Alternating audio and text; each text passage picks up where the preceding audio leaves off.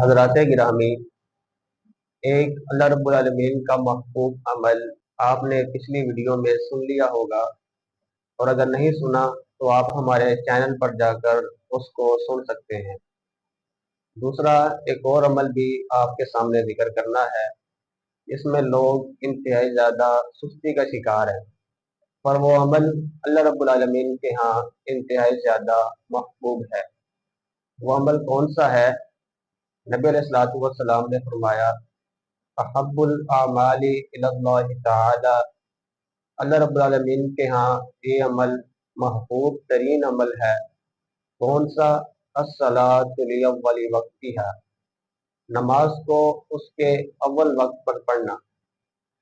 आज बहुत से अहबाब नमाज तो पढ़ते हैं, लेकिन उनको उनके अव्वल वक्त पर नहीं पढ़ते, यानी कि अपनी दुकान पर होते हुए, अपने काम काज पर होते हुए वो नमाज को लेट कर रहे होते हैं, और उनके जहन में ये होता है कि हमारे पास मोबाइल के अंदर ऐसे ऐप्स मौजूद हैं जिनसे हमें नमाज के टाइम का पता चलते रहना है कि किस वक्त नमाज का टाइम ख़त्म होना है।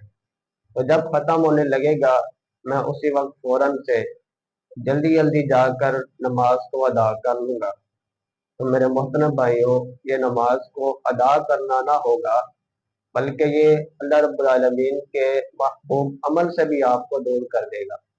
तो अगर आप चाहते हैं कि आपको नमाज पढ़ने का सही मानों में सवाब भी मिले और आप नमाज पढ़ते हुए अल्लाह रब्बुल आलमीन के महबूब अमल को भी अपनाएं, तो कोशिश किया करें कि जैसे ही अजान हो फौरन मस्जिद के अंदर पहुँचे, क्योंकि नबी अलैहिस्सलातु वस्सलाम ने फरमाया कि अजान और इकामत के दरमियान का वक्त वो दुआ की कबूलियत का है। तो उस वक्त आप दुआ भी करें और जल्द अज जल्द नमाज को उसके अव्वल वक्त पर अदा करें।